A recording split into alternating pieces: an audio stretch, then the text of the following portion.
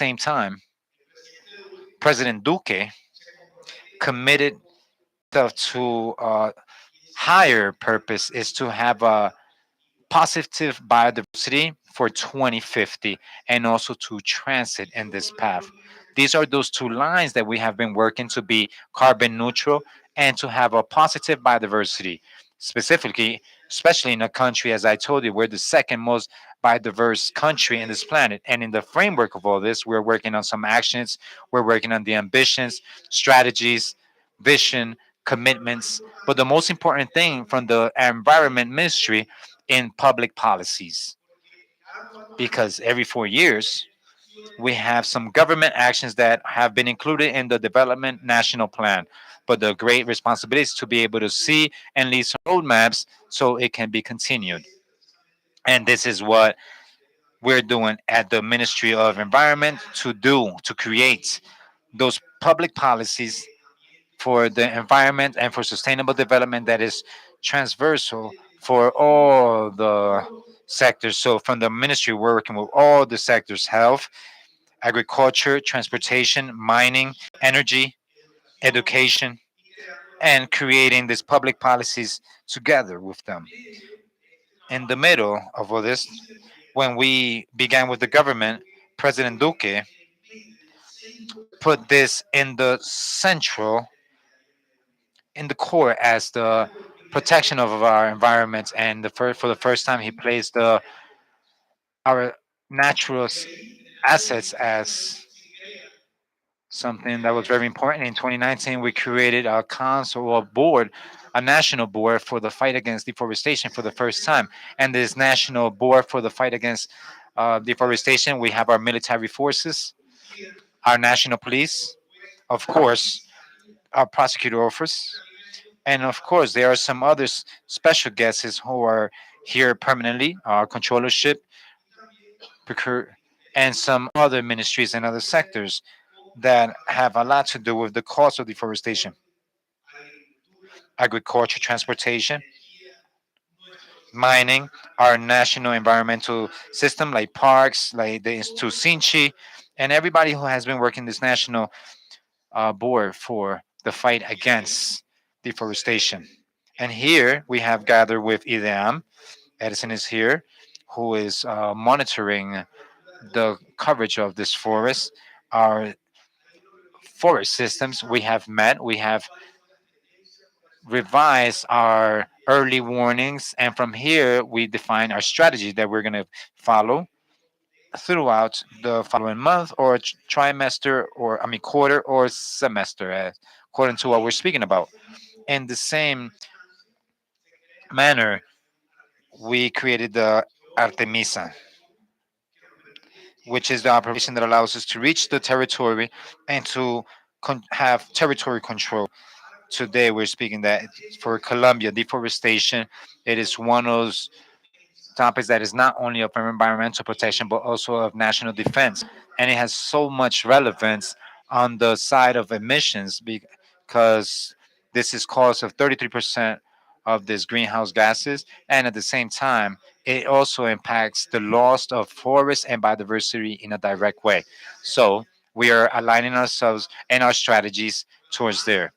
But apart from this, at the same time, we're working on something that I consider, or that we consider as the government, the most important thing: the social work and the work that we have with communities, the social investments, contracts of natural reserve. We have more than 1,600 contracts with these communities, where the communities have the accountability, the obligation to carry out this conservation in different areas of their territory. And we have the payment for natural services with the community. The family receive an incentive for the conservation of these areas. Today, we have 260,000 hectares that have been conserved through the instrument of environmental payments. 10,200 families nowadays are receiving this payment to conserve our environment. And perhaps, my general, this is one of the things that we must work most on in our country from now on. We already built this model, we have the instruments, and we have to achieve the 100% of the rural communities in the Amazons can have incentive for the conservation. Why are we going to give this incentive? For protecting them, for conserving this area, which is the largest heritage or patrimony that we have in Colombia. Their forests, biodiversity, and their natural resources like water, forest, fauna, as well as green businesses. Through the public policies, we have also created some special resolutions and decrees that are seeking to incentivize the use of the non-monetary basket, not to do tree depletion, to use the forest as a sustainable matters. And we're talking about makeup industry. We're talking about different type of businesses like beverages, of pulp, of roots, of tree bark, and how to use this forest in a sustainable way. Today, we have more than 400 green businesses in Colombia that we're strengthening. These businesses are creating more than 40,000 employments in or jobs in our country. And our goal is that for 2030, at least for 2050, we can have 20% of the Colombian GDP can be generated by the bioeconomy and those green activities and employments. So this is beginning to be looked at as a strategy of 360 degrees, which has Conaldev, Artemisa campaign, which became a permanent one, social investment, green businesses, environmental educations, which we created the National Environmental School, Sabia, which has reached more than 40,000 people in our territory carrying out this training, this awareness for the youth, for teenagers, all the way to adults in universities, companies, and all the work that we permanently do with our national police. Some days ago, they were under training or in the training with all our carabiniers in our national police, with all the different topics that we're working on. And this is achieving to close a 360-degree strategy, which shows us what works and what doesn't work, how what we have to enhance and what do we have to adjust. In 2017 was the greatest deforestation year in Colombia, more than 219,000 hectares in 2017, and it was coming. It was increasing ever since 2010 in a large way. This model was showing us that we will not do anything in the next 5 years. We will reach 250,000 hectares annually.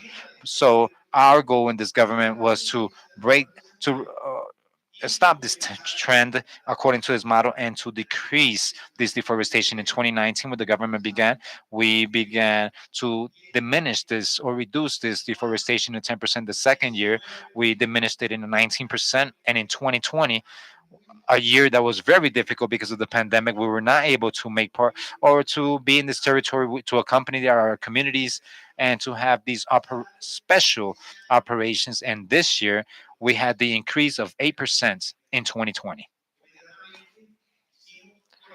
Well, we immediately corrected this. We began to work again in 2021. We were able to stop this, and it grew only at 1.5%. And the first quarter of this year, we had an increase of 5%, and the second quarter, we had a reduction of a 37% in this field. So, for this reason, this second semester will be critical. Those deforestation times in Colombian seasons that, and it happens in other countries, is those seasons when we have droughts, when there's not too much rain, which is the first quarter of the year and our last quarter of the year. These are the two quarters that are critical in these deforestation matters. So this is where we have all the approach of our efforts. And in 2021, with this strategy, creating these public policies, the Artemisa campaign, uh, climate action law that was sanctioned by President Duque that fosters these agreements that we have in the Paris Agreement. We ruled a very important law that has a milestone, which is the law for environmental crimes. Today, we are placing deforestation as a crime. We have a punishment of imprisonment of 5 to 15 years behind walls, and also the illegal traffic of fauna within 4 to 12 years of jail, among other topics that are included under this law. Today, it is a crime, and for those who do the depletion of our forest will go directly to prison. We have been working with the judicial branches, with judges, with prosecutors' office, because this needs a lot of training and education. to be carried out today. Each one of the sectors are learning of a new model, and we are training and educating so this can occur. So as you may notice, our ambition is 51% to detain the loss of biodiversity, public policies, action strategies that are going ahead, and one of the most important things, their institutional articulation. Yes, we were with our General Barrera in Leticia, where we had the fifth climate action cabinet. What does this mean? Well, in our government, ever since 2021, we created a cabinet that is presided by Mr. By the president, and they gather once a month, and wherever they're sitting, all these ministers that have this direct goals and actions for the loss or the mitigation and reduction of all these crimes. And we have each director, each minister shows their outcomes that they have according to the agreements. Yesterday we had the fifth one, and you cannot imagine how wonderful it was. It's not just a environmental topic. This is where we create our policies, but to see the Ministry of Mine, the Minister of Transportation, or the Minister of Education, the Minister of Trade, all align under one collective purpose, which is to care for our biodiversity, our forests, and our planet, of course. And here we were together joined by our armed forces and, of course, with our strategical partners, which is our national police. The national police who have the capabilities or capacities to be in these rural areas and in the cities, which have the capabilities to reach these territories in a very agile way, that have intelligence capabilities and operational capacity and a high commitment with our environment and our natural resources. Well, here we are working, fortating or strengthening these capacities. And as we can see today, this is where our path is taking us for the safety of this. Once we are able to reach the territory, once we have national defense, and once we have protection for our citizens, but as well as for our environment. Today, all these illegal fauna traffickers networks are being identified by our intelligence. Today, our cybernetics center is allowing us to have follow up, permanent follow up with these social networks in a digital manner, to be able to see all the ways that these people are trafficking this fauna. And once we go to Japan or Asia, they're paying for 2,000, 3,000, five up to $5,000 for a tarantula that comes from the Amazons, or for an insect or a little fish. And we have to detain this definitely, because this is harming us a lot.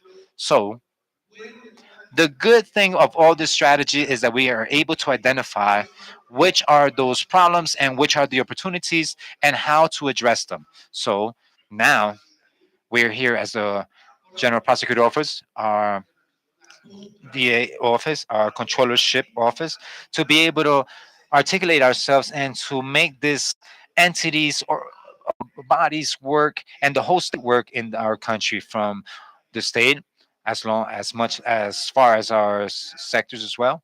And this morning we had a meeting that was almost of closing, with 9,000 something companies that have already signed this neutral carbon agreements with Colombia, and this is growing in an incredible way. In some months ago in Cartagena, we were signing, as a matter of fact, we signed the agreement with some transportation companies where they were engaging or committing to carry out the largest actions to be able to revise and to control that in their logistics of transportations, they will not have any illegal form of transportation. So this is the way we are articulating ourselves with the public, private sector as well, with all the authorities, so this can work. Apart from this, we were speaking with our general yesterday. We have launched a strategy for some cities, in those cities where they're emitting 75% of this greenhouse gases. And for this reason, we're working under a model of biodiversities. And what is a biodiverse city? It is a city that put their natural resources and the biodiversity in the center of their works. And through this, they're creating a development model for the rivers, water, trees, fauna. And here, with the national police, Well, together with the National Police General, as you were mentioning yesterday, we have been training.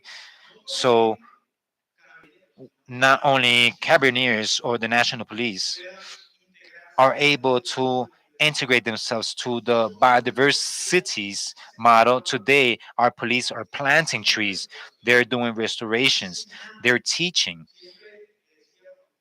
As I used to always say when I had the opportunity to be a mayor, I would tell my colonel of a national police, we would tell him that police is the person that has the nearest approach with this with the people we're in a communities. As once we have these, we have our national police stations, and this is where the our youth, our children are arriving to request for this help to that police officer that uh, where is where they feel safe security. And it's very important for us to be able to carry out this awareness for our environment and to train them. And this is why we're contributing from our national government, our ministry, that they have left a roadmap that has been marked for the following 30 years. Apart from this, we have also shown how only not only a roadmap but how to also develop all these important actions from now on. As an example, we were saying when we were reading the biography, this government has proposed themselves to protect 30% of the maritime territory in the country before 2030, which is the global commitment. And yesterday we were there. The Vice Minister Cruz, who never sleeps, receives calls at 2, 3, 4 o'clock in the morning. We were able to carry out the statements or declaration of 37.5% of our maritime territory and 31% of the of our land. And congratulations, Minister, and our whole team that have been working with our partners, not only with the Artemisas operations, but as well as with the whole process. My dear Minister Sandra, in the restoration, conservation, and protection process. And I believe that is of the few armies or police or the defense ministries that are world level, as we have been able to see, to have that are the ones who have a high engagement with our environment and biodiversity. Of course, each one of the experiences of other countries that are accompanying us today are very valuable to us. I am one of those main defenders of those best practices. Well, first of all, no one knows everything. Secondly, everything was already invented in some place. There's a place that has been invented, and we will have to see how they do it so we can integrate this and adapt it to our territory. It's not the same as the deforestation causes in Peru as the ones in Colombia. So in 2017, as we were looking at our numbers, the causes of deforestation, the factors, the reasons have changed. We began to have drug trafficking, illegal mining, territory gathering, and this has all.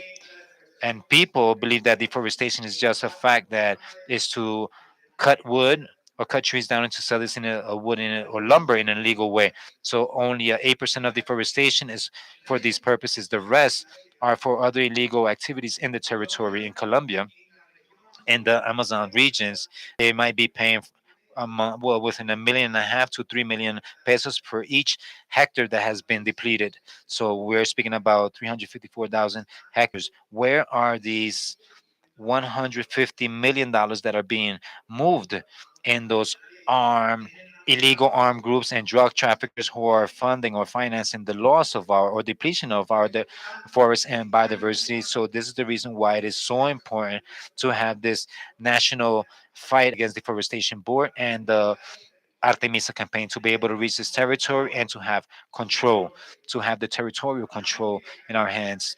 We were speaking about the Artemisa campaign reaching this territory and that they were able to control 23,000 hectares. Yes, 23,000 hectares directly, but it's that impact that is generated by one of these type of operations and the control of this territory. This first quarter, we were able to take from the Ministry of Defense. Well, this publication of the 40 main deep forest depleters, and this month we were able to withdraw, well, take 14. Is that correct? Excuse me, 17 that were left from these people. They submitted themselves to the law in a volunteer way, and we still have to seek and find the other ones.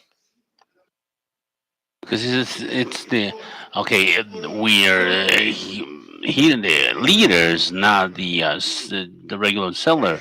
So that's why I always talk about an integral campaign. Conaldef, Artemisa, social investment, green businesses, environmental education, payment for environmental services, and a commitment from the private sector, of course. So this is somehow my general the work we've been doing together. I take advantage here. We are in a transition of government now, of course, for the civilians, and we would like to thank our national police, our carabiniers, our mounted police for the effort, the support, the accompaniment, and the commitment with the environmental strategy in Colombia, which is the Colombian's patrimony, the Ministry of Defense, led by Diego Morano, Vice Minister Sandra, Vice Minister Jairo, a whole team. We've worked in a great commitment. I'm very pleased to see that these issues are of vital importance, not an obligation.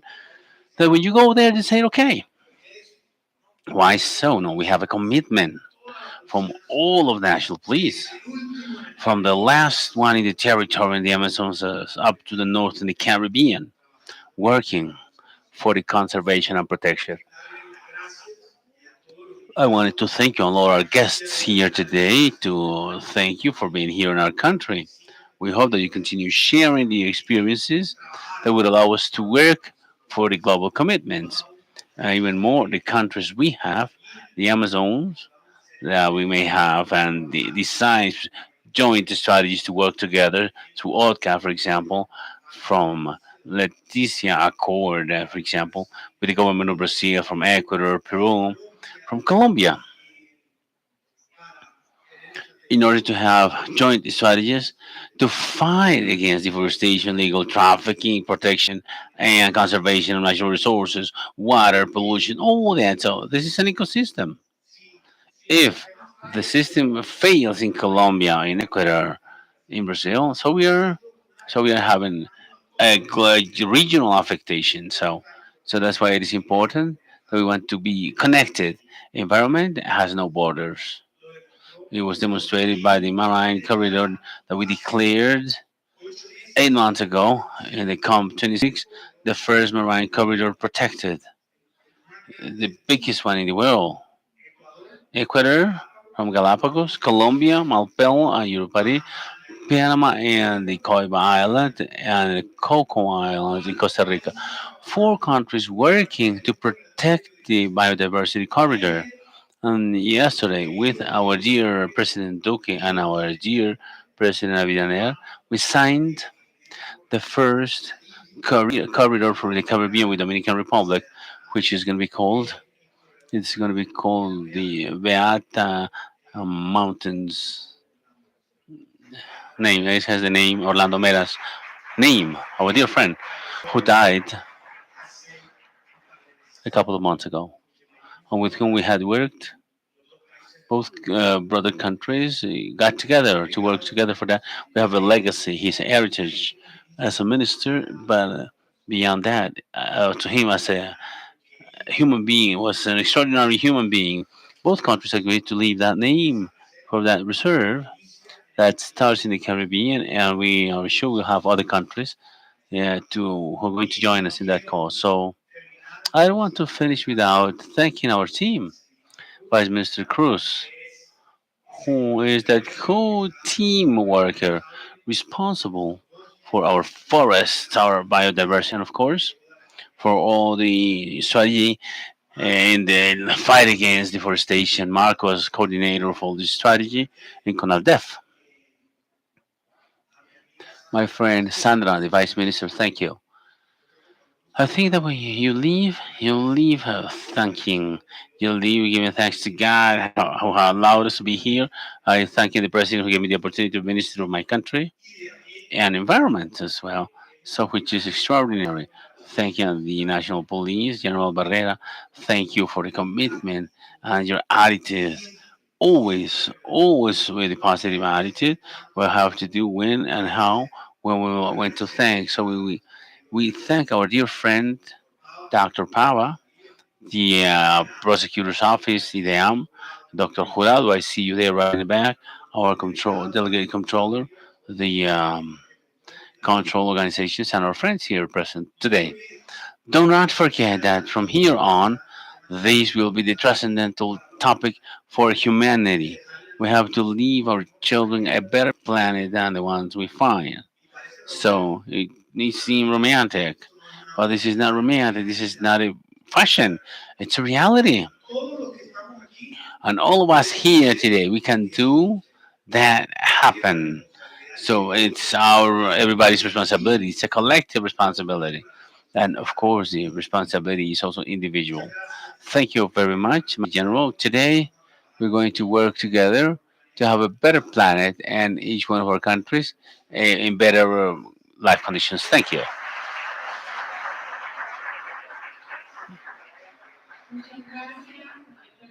And thank you very much, Eduardo Correa, staff minister. Thank you. With your job, we're going to leave a better country, a better welfare country.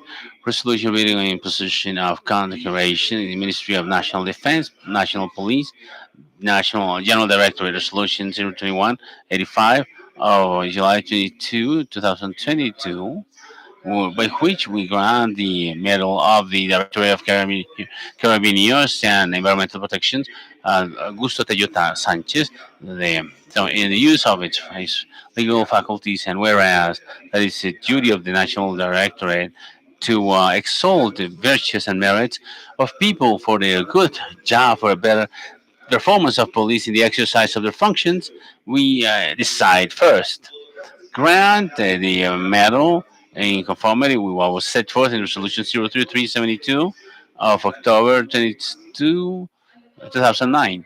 So, Dr. Corresca, Minister of the Environment and Sustainable Development, Mr. Major General Jesus Alejandro Barrera Peña, Director of Carabiniers and Environmental Protection.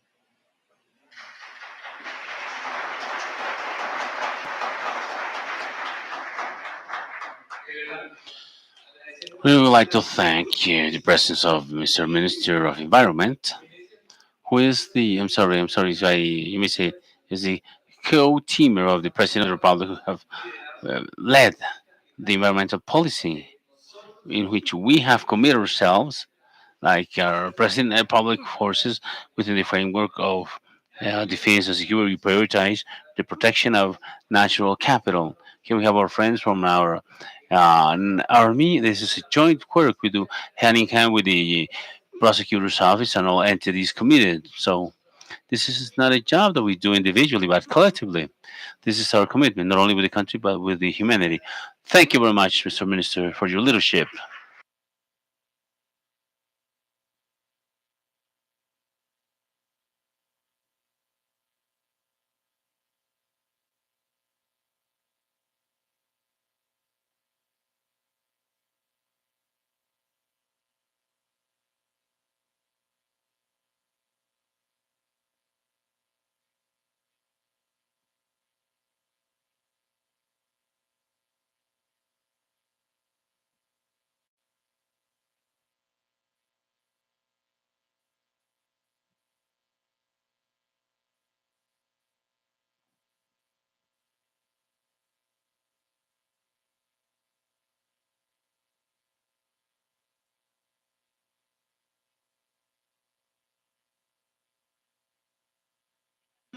No, we have.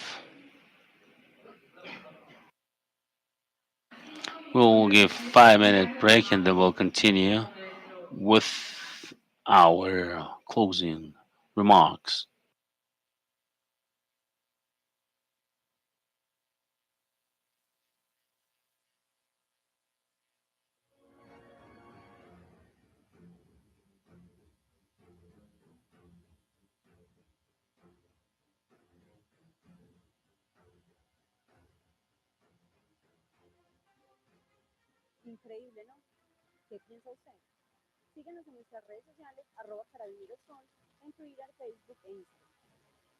Una comunicación policial innovadora. Policía Nacional de Colombia. Es un honor ser policía. La seguridad es fundamental para llevar a cabo el proceso de restitución de tierras. Por eso las fuerzas militares y de policía han dispuesto todas sus capacidades para que las víctimas de despojo y abandono puedan retornar, permanecer en sus territorios y hagan crecer los frutos de la restitución. El apoyo y la seguridad ha permitido que a la fecha el gobierno nacional tenga dentro de sus estadísticas más de 540.000 hectáreas que han sido realmente entregadas a estas víctimas. Las fuerzas militares han hecho un acompañamiento en más de 37.000 procesos, los cuales acuden con la seguridad antes, durante y después. Hacemos un importante acompañamiento en la notificación de los predios que se van a entregar, la georreferenciación y la planificación. Es importante también destacar la parte de los fallos. Lo que buscamos es que aquellas personas que han sido despojadas de sus tierras y una vez se les restituye este importante derecho, nosotros les brindamos la seguridad en los territorios. En el 2021 se llevaron a cabo 101 comités, los cuales permitieron crear estrategias para que durante este gobierno la restitución llegara a 219 nuevas zonas del país. Hacemos un trabajo efectivo con la capacidad de inteligencia e investigación criminal, porque sabemos que hay estructuras criminales que evitan que estos procesos lleguen a un feliz término. Para garantizar la seguridad de nuestros funcionarios, los miembros de la fuerza pública acompañaron en el 2021 4.415 salidas a terreno, un ejercicio clave para avanzar en los procesos de restitución. Gracias a las fuerzas militares y de policía hemos llegado al 80% del país.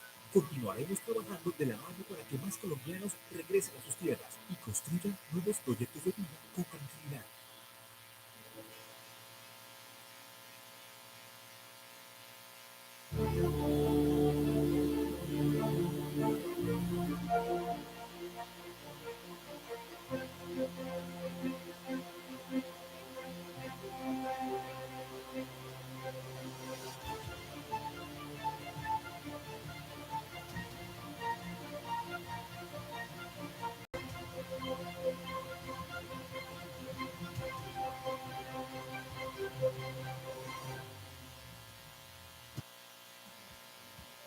Estamos ubicados en la región de Cáceres, Antioquia, la perla caucana, la tierra que lo que tú le siempre produce es un verdadero paraíso, es una hermosura.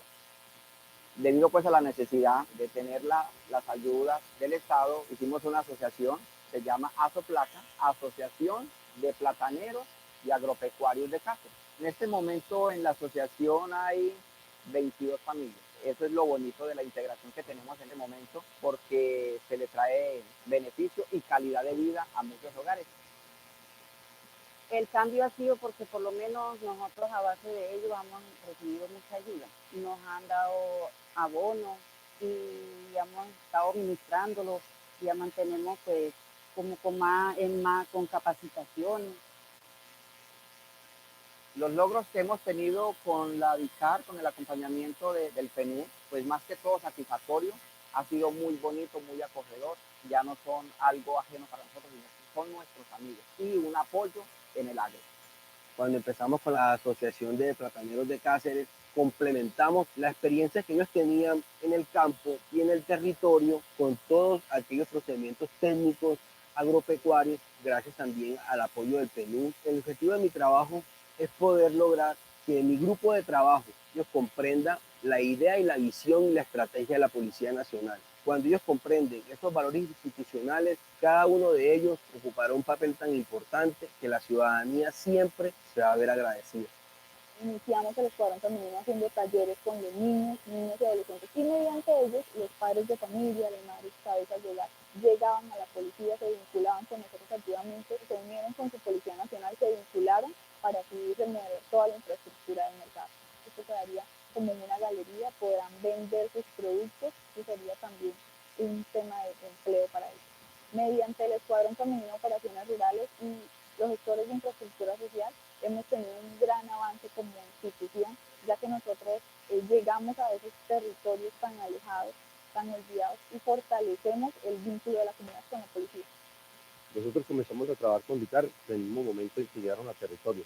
Con la DICAR y Asobiancla estamos en el proceso de la construcción del restaurante y comedor escolar de la institución educativa Puerto Claver, o beneficiará a un promedio de 960 alumnos. Para nosotros es genial que los niños puedan acceder al restaurante escolar, que antes no lo hacían. Con la policía también podemos trabajar. La policía también es amiga de nosotros. La policía no es solamente un rifle y un uniforme. Se está realizando una cocina comedor. Cuando nosotros nos vayamos queda funcional para recibir más o menos 600, 700 alumnos en las dos formas. Estamos dejando algo para que dure, estamos dejando algo para que vean que su Policía Nacional está con ellos. Es agradable cuando hay organizaciones como la DICAR que han confiado en que sí podemos aportar un granito de arena para el crecimiento de estas comunidades.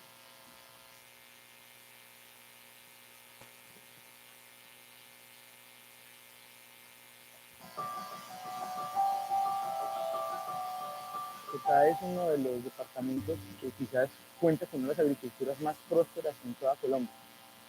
Acá el campesino decidió vincularse y decidió unirse entre ellos. Hay ganas de trabajar, acá tenemos voluntad de hacer las cosas y nosotros como policías, como carabineros hemos llegado a vincularnos y decir, venga, si hace falta algo, nosotros somos los interlocutores, vamos a ser el vehículo que va a transmitir las solicitudes suyas y digamos que no podemos también ayudar. También tenemos que brindar un acompañamiento en la parte organizacional de las comunidades. La DICAR llega y nos capacita en la formulación del proyecto y ya cuando el proyecto se hace una realidad, tenemos el acompañamiento de ellos a toda nuestra vida. No sabíamos cómo realizar una poda, cómo realizar un injerto, cómo fertilizar un cultivo. Entonces ellos se integran con nosotros y lo bonito es que ellos también aprenden a hacer esa labor. También hemos hecho un apoyo muy fuerte y muy importante en el tema comercial. Nosotros tenemos acá unas vitrinas agropecuarias que se desarrollan en donde el productor es comercializador. Ahí en el proyecto nos estuvo, nos dio capacitación y conocimiento, que es lo más enriquecedor, pero también nos dio un fortalecimiento para poder nosotras seguir. Entonces eso fue lo que nos vino a ayudar también a nosotras a crecer. Nosotros en tema de infraestructura hemos apoyado, por ejemplo, en el sostenimiento de 2 colegios, en el apoyo, se realizaron unas adecuaciones para que los niños y adolescentes tengan las mejores condiciones para que tengan una educación de calidad. Por eso el componente social de este convenio es extraordinario y ojalá lo imitaran en otros proyectos, porque ha cambiado totalmente la faz de la educación de los niños en estas veredas. En el municipio de La Montañita se desarrolló la educación de un puente para que pues, se mejore un tema de comunicación. Este puente pues, realmente unió más las comunidades porque nos da, digamos, esa conectividad con el municipio de La Montañita, nos da la conectividad con la vereda Las Juntas, nos da la conectividad también pues, con la Policía Nacional porque se articula más, pueden ingresar más fácil a las comunidades, que realmente sí ha unido bastante. El mayor objetivo en esta zona es consolidar el tema de la seguridad rural, que las personas sientan que si tenemos una necesidad, que si necesitamos apoyarnos en alguna situación, podamos llegar. Ya no es como anteriormente, que al policía lo miraba uno como lejos, ¿cierto? Como que ya hay un acercamiento. Qué bonito trabajar con ellos porque pues igual nos ayudan, nos apoyan y se ve reflejado el trabajo que hace la DICAR en estas áreas. Para la DICAR esto es un avance muy grandísimo porque estamos construyendo paz. DICAR hizo una demostración de afecto, de seguridad, de convivencia con la comunidad.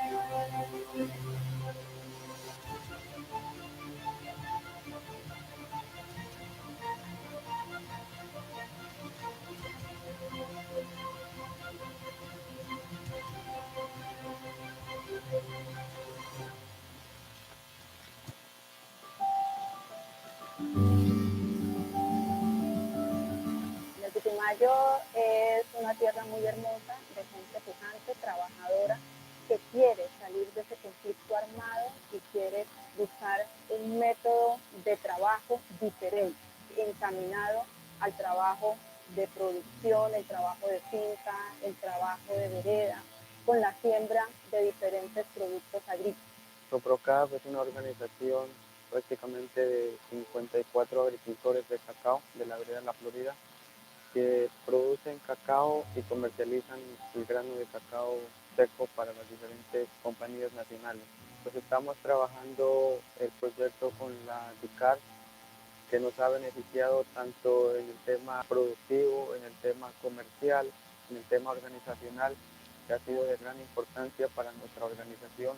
Afortunadamente llegaron en precisos momentos que más necesitábamos como que nuestro grupo de mujeres emprendedoras nos dieran como el apoyo, ¿no? Porque estábamos en este tema de queremos ser transformadoras, de queremos sacar nuestro producto y que lo que se conozcan que fuera de acá de la región.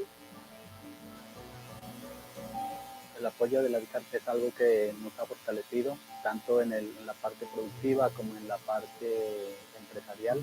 Anteriormente nosotros éramos un poco alejados de la DICART, pero hoy en día siempre estamos trabajando de la mano para el fortalecimiento de nuestros agricultores. El trabajo que estamos desarrollando justamente en este momento en la vereda La Florida, alcantarillado y mejoramiento de su vida, que no solamente va a beneficiar lo que es La Florida, sino otras veredas que quedan. We have the launching of the book, the strategy, institutional strategy for protection of the environment by Jesus Arrejando Barrera Peña, Director of Carabiniers and Environmental Protection.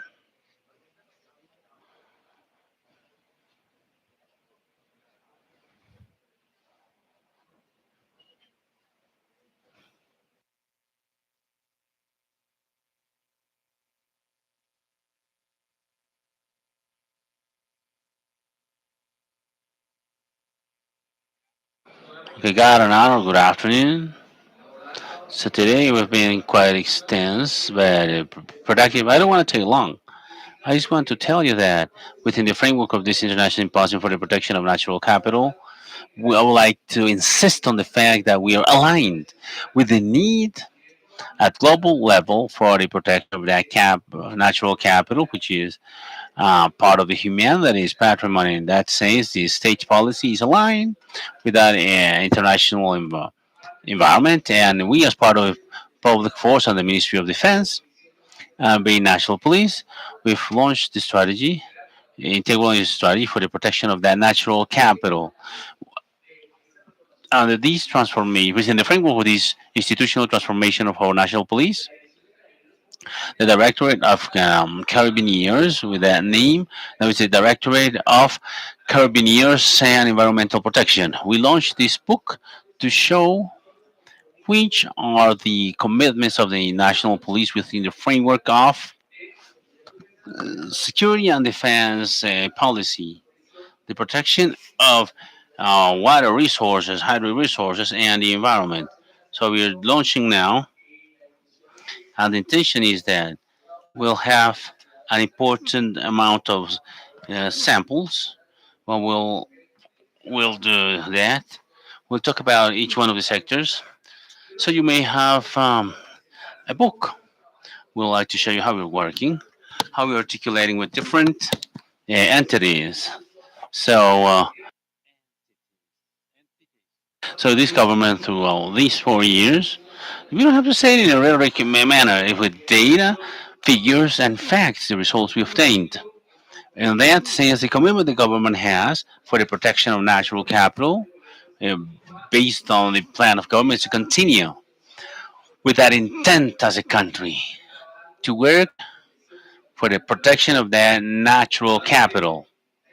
Luckily, the institutionality is still kept, and all committed sectors, especially from the state and the government, we have that intent, and we have a roadmap that very likely is going to be kept into account for the continuity of that intention from the Colombian people. Finally, And perhaps the most important purpose of this study is that we facilitate, we foster. Uh, the tools are there, science is there. Was said by our by Doctor from Brazil. Science is there. It's available for humankind. Capacities are there. We need to have willingness, and we need to have that intent in that agreement of wills, um, both national and internationally. Well, I'd like to tell you that we're going to make this launching of this book by with the Ministry of Vice Minister of Environment, Mr. Francisco Cruz, and Mrs. Sandra Alzate, our Vice Minister of Defense, who've been the ones who, operatively speaking, have led us so that this policy may continue active. I will talk to the Minister of Environment. So it's Canal Def is fantastic. That council of follow up on deforestation and depletion. I mean, following the policy of Mr. President and the committed ministries and all the entities that are there, Vice Minister Cruz, Vice Minister Alzade, who were always along, work hand in hand with us. Today, we thank you for your presence, ladies and gentlemen. So, well, for launching this book. And each one of the different associations, they may have one sample of the book. So here we're working, and the compilation of data not only does it have to do with the national police, what's next, what we've done at the Integrated Center for the Protection of Natural Capital, but the work that's been developed with the Ministry of Environment, especially with IDEAM, all the institutions, the institutes, and the academia in general. The data you're going to see there are data that are official contributions from each one of the associations who participated in this symposium. Thank you very much to all of you.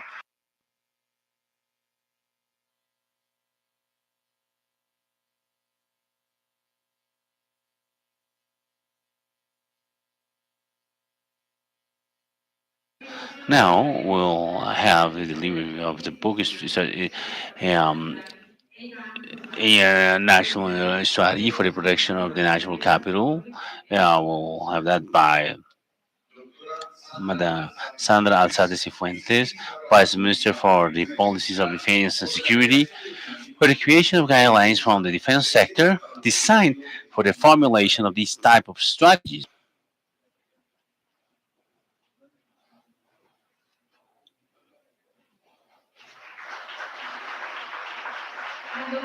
Mr. Francisco Jose Cruz Prada, Vice Minister of Policies and Environmental Administration, for his contribution in environmental policy and alignment with the institution.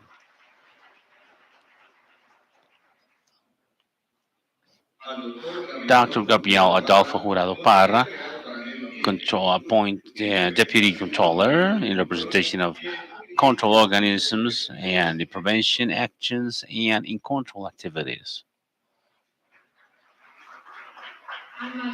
Major Ivan Balaguer Telles, representative from the General Command of the National Army, in recognition of his joint work with the National Police and the armed forces in the fight for the protection of the environment. Mrs. Carolina Andrade Quevedo, the regional consultant for climate change and as leader in the think tanks and for her contributions. Mr. Francisco Jose Acosta Diaz, Executive Secretary of the Jaguar Network in representation of the cooperation models internationally in environmental protection.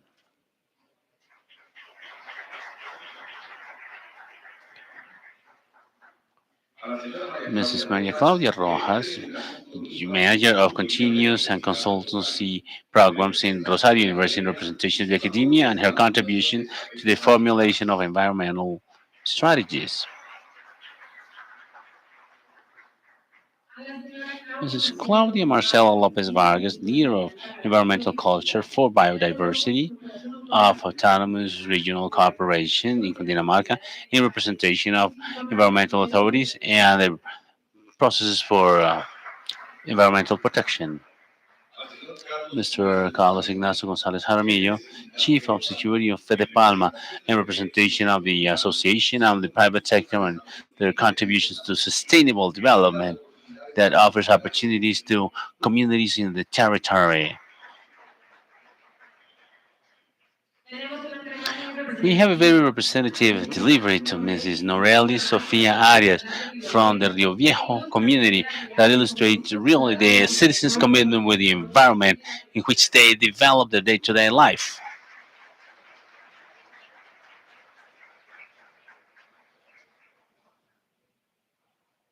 We would like to inform you that the book can be downloaded on the official website from the symposium. In presentaciones link, you'll find all the presentations made throughout these 3 days and the book to be downloaded.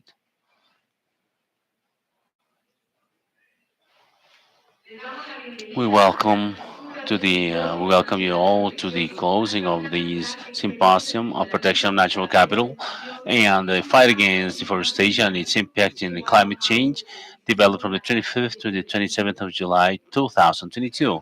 We would like to invite you now to please raise and sing the national anthem of the Republic of Colombia.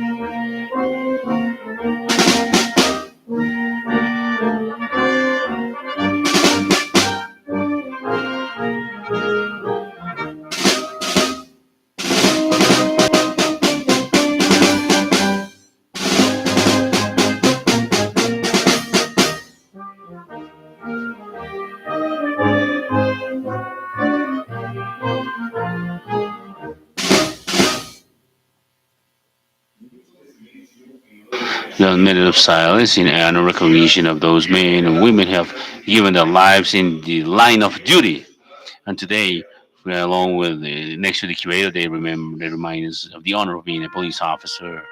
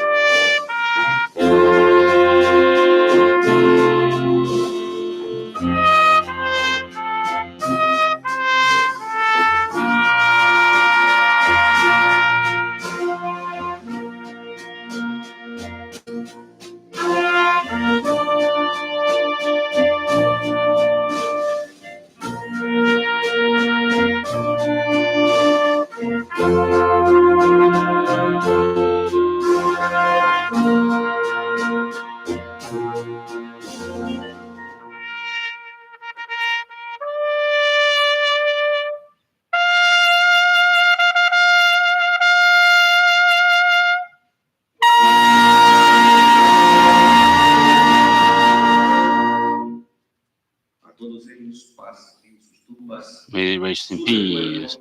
Their memories will lead us forever.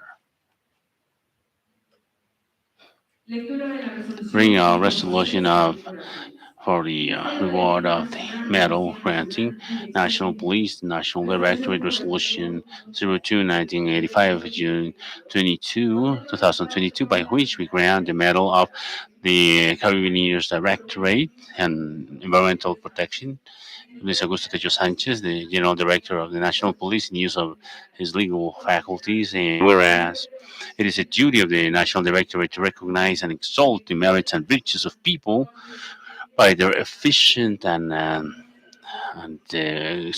excellent activities in the exercise of the functions, decides to grant Article First, to grant the medal in conformity with what was set forth in Resolution 0030-272 of October 26, 2009, as follows. Mrs. Sandra Alzate Cifuentes, Mr. Francisco Jose Cruz Prada,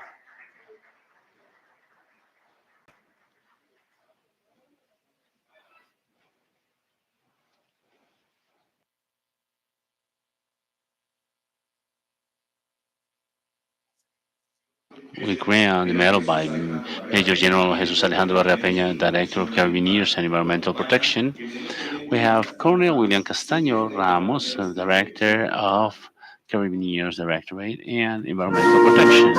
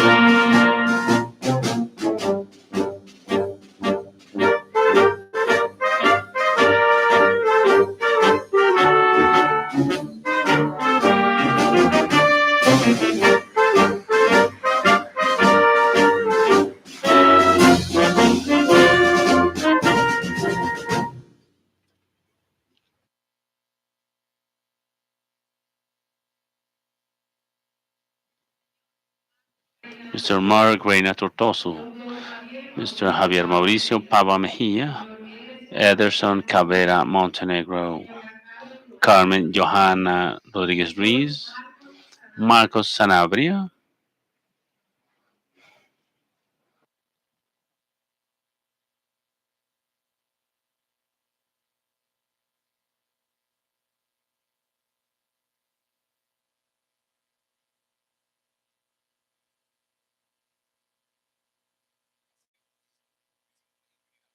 General Jesus Alejandro Barrea Peña grants the medal. Now I have Colonel William Castaño Ramos, Director of Carabiners and Environmental Protection.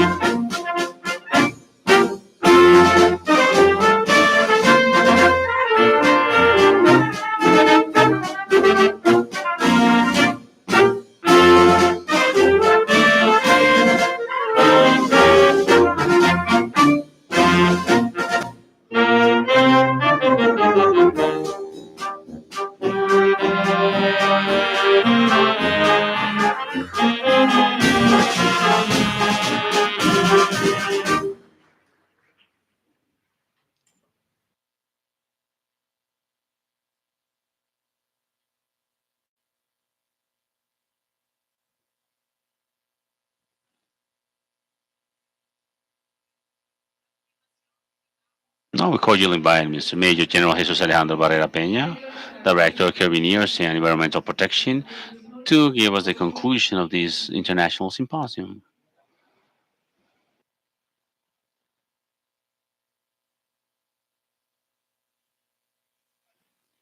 I don't know, I think you're already tired, I guess, of seeing me here on the stage.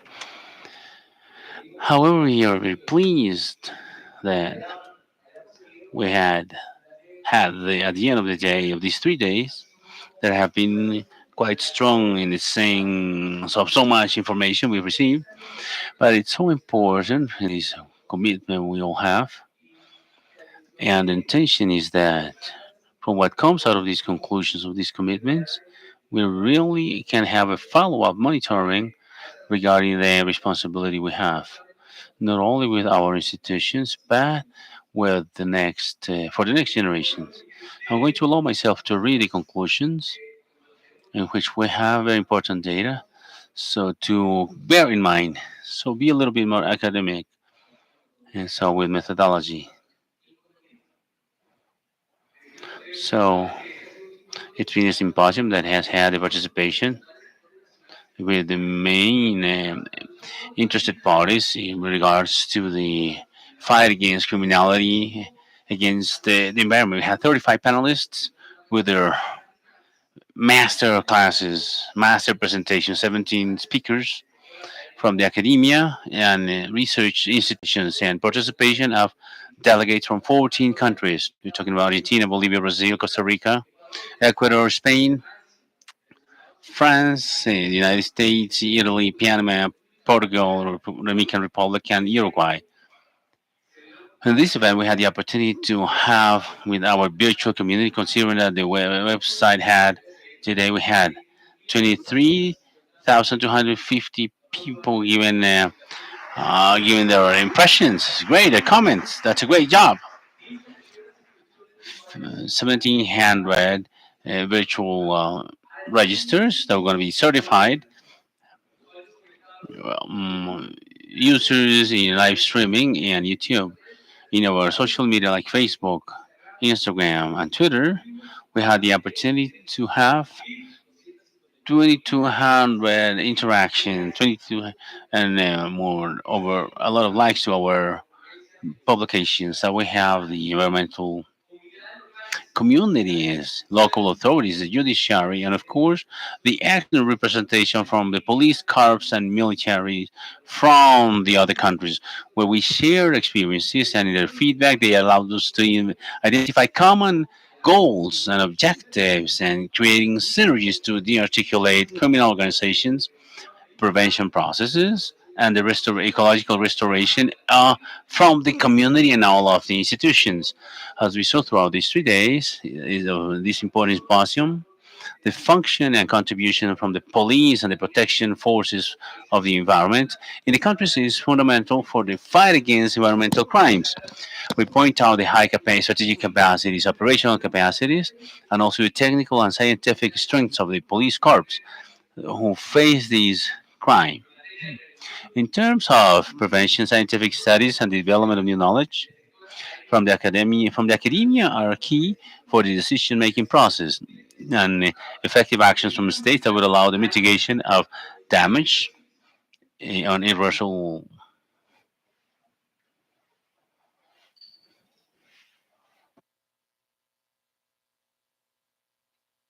This allows us to have a wider scenario regarding the characterization of factors and phenomena that intervene in the criminal chain of crimes against the environment, the operation planning and contribution to the strengthening of investigation processes and intel processes with a transnational approach.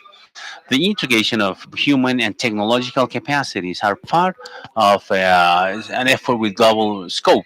Like events like this, we work decisively in the compliance of commitments and agreements signed in climate summits and the fight against climate change. To tell you that this way, we can say that it's been widely effective the work that has been done here. We talked a few minutes ago with some of our participants from some figures given there, comparing the size of cities from soccer fields, the amount of Olympic swimming pools. So, uh, so to tell you that we make a halt in these 3 days in which we're reflecting, so that we have the tools, the science, and we have the willingness as the most important, and that like 2 degrees less in that climate change. So, very likely in that commitment, we'll be able to meet our goal if we, the ones who are here present, we really assume that as the real responsibility, not only in our countries, with their families, but with humanity. Thank you very much to everyone for your participation. We give a round of applause to all of you for your National Police, God and honor. It's an honor to be a police officer for Carabiners of Colombia. Carabiners of Colombia.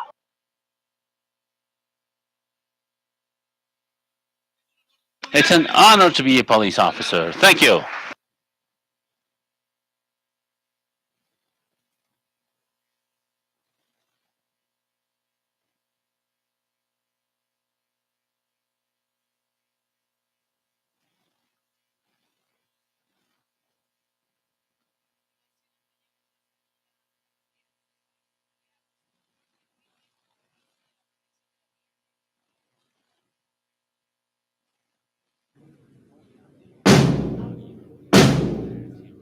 Represented here. So,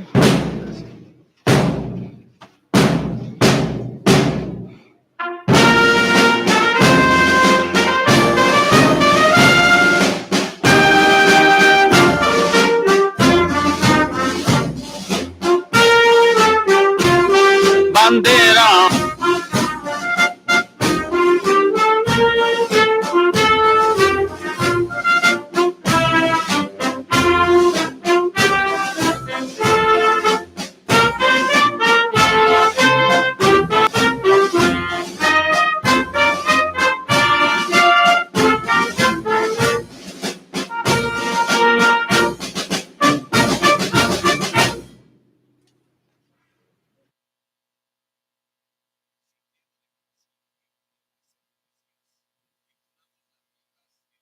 Now we have the anthem of the National Police of Colombia.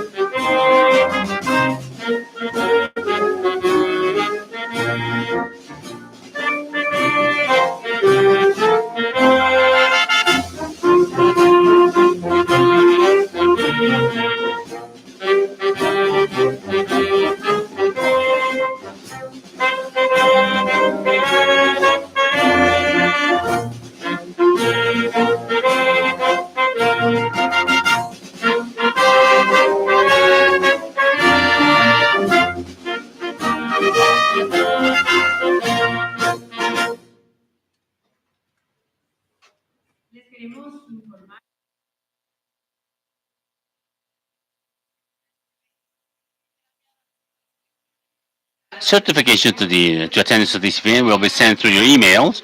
Of those of you who have participated in 3 days, we will kindly ask you to please give us 2 more minutes because we have a special surprise for everyone. In 2 minutes, we'll have everything ready here to give you a beautiful show. You may be seated.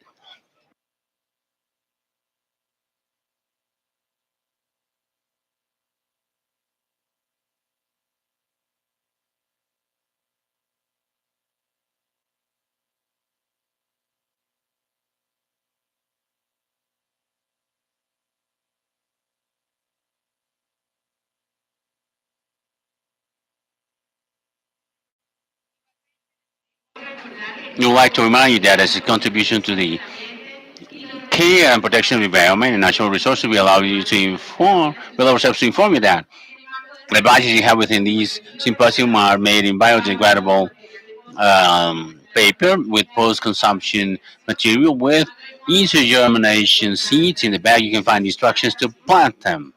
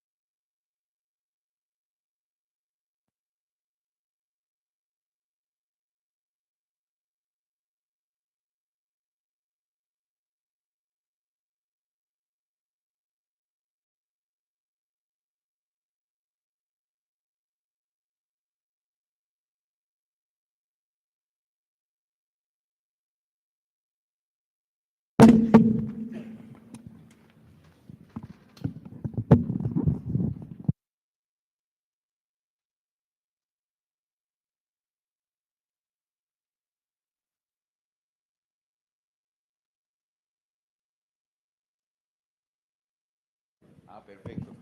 Muy buenas, muy buenas tardes para todos. Es un placer para nosotros estar compartiendo en esta tarde, en este cierre de este simposio internacional.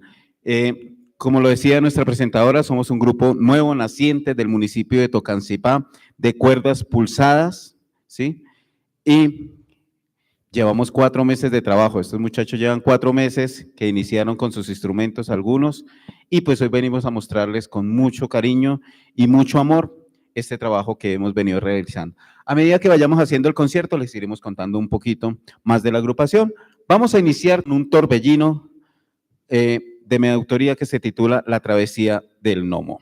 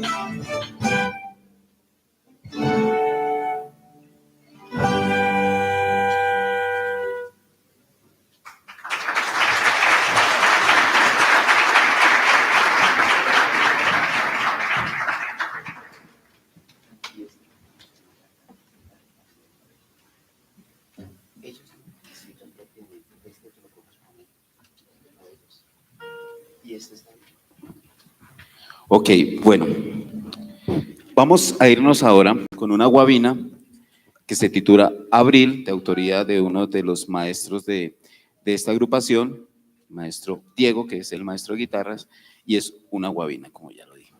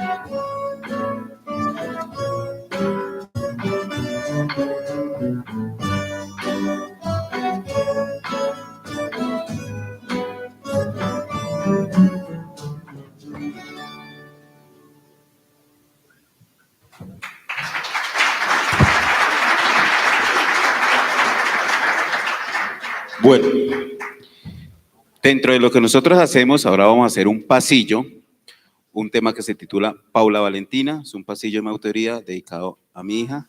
Este tema está incluido pues, en el año anterior dentro de un libro del Ministerio de Cultura de Premio Nacional de Composición. Entonces es algo para iniciación en este tipo de agrupaciones.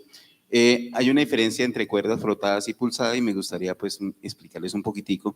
Cuerdas frotadas se refiere a violines y todo, instrumentos que se tocan con un arco y se frotan con un aparato. Cuerdas pulsadas son instrumentos como estos que se pulsan con los dedos o con un pit o plumilla que llamamos nosotros. Entonces, esa es una de las diferencias que tenemos. Vamos a irnos entonces con este pasillo.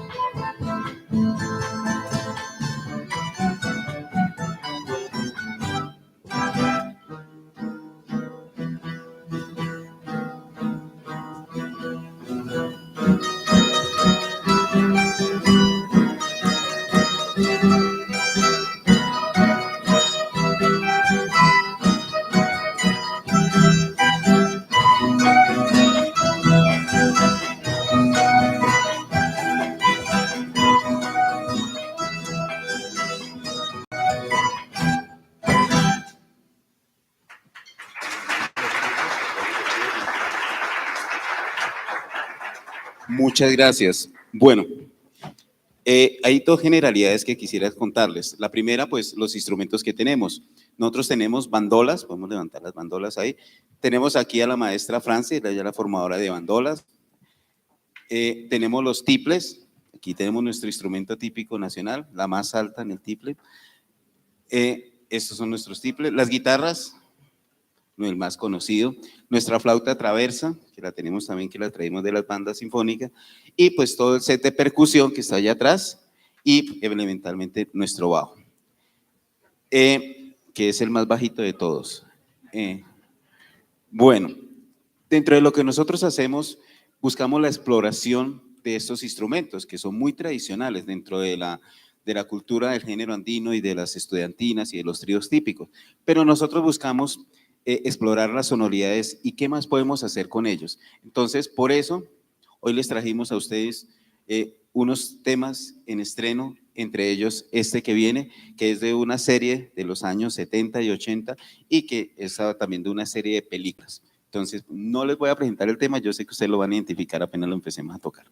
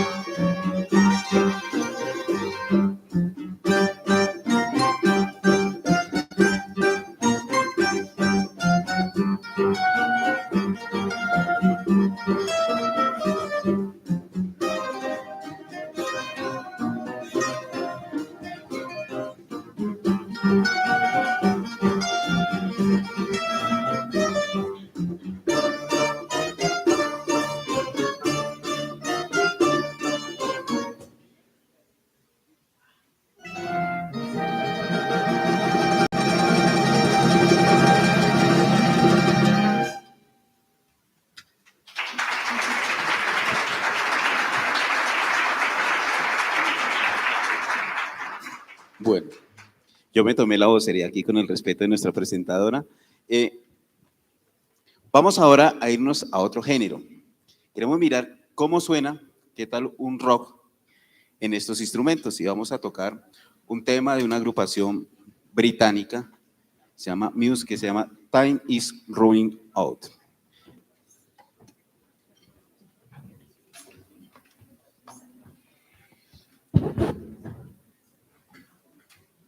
Esto es un estreno, hoy es, en realidad es la primera vez que lo tocamos en público, entonces nada, nos van a ayudar con las palmitas, vamos a calentar un poquito las palmas, estamos en una tarde frías y cerrando ese simposio, entonces vamos a calentar nuestras palmas.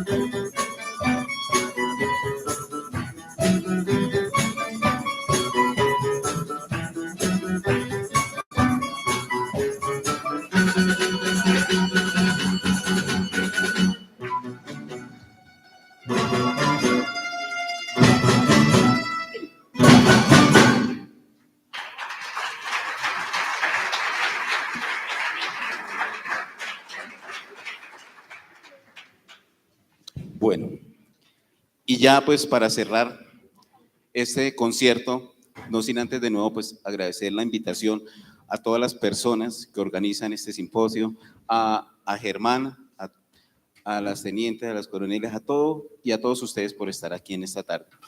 De verdad que ha sido un placer, un orgullo y nada, siempre, siempre adelante y nada, nos encanta este tipo de eventos y más hacer nuestra música acá.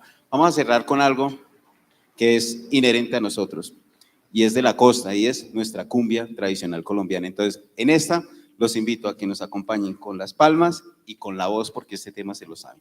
¿Listo? Entonces, con esto cerramos. De nuevo, muchísimas gracias y nada, estamos prestos a lo que nos necesiten. Desde Tocancipá, aquí siempre estaremos.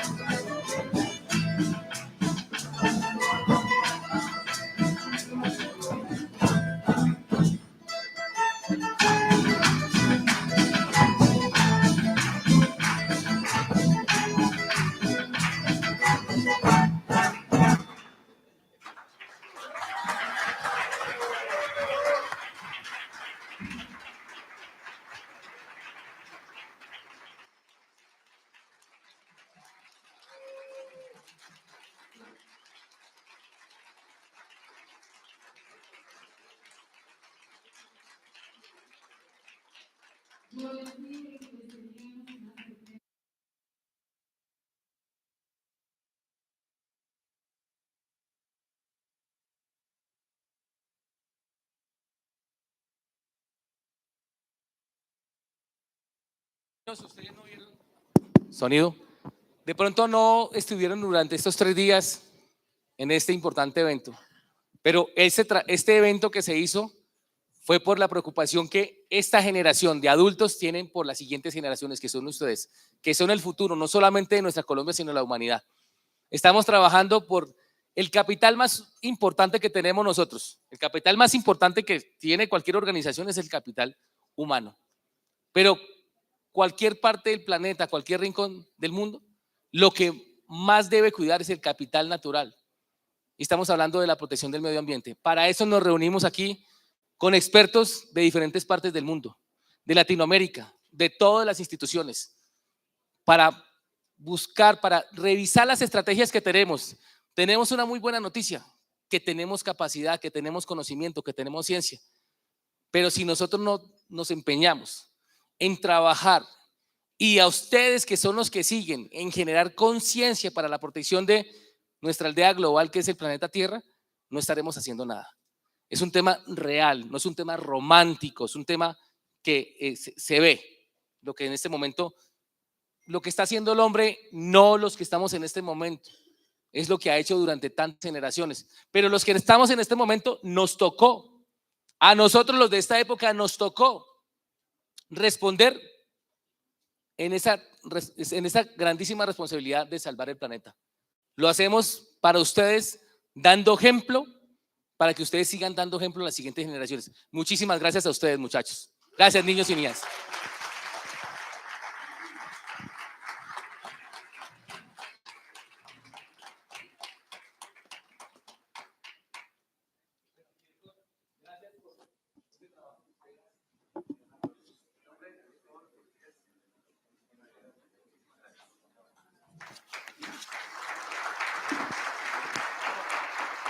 El director de la orquesta, José Ignacio Cruz Mora, y por supuesto, niños y adolescentes de este grupo de la Orquesta de Cuerdas Cruzadas de Tocancipá. Mil gracias a ustedes por acompañarnos. Qué bonito inicio para la carrera musical de estos niños. Maestros, los compartía usted, que son de las primeras presentaciones que ellos hacen y que quede en su recuerdo, en su corazón, que lo hicieron ante un público internacional donde habían representantes de diferentes partes del mundo que se llevan una muestra de las páginas de nuestro folclore. Muchas gracias, maestro.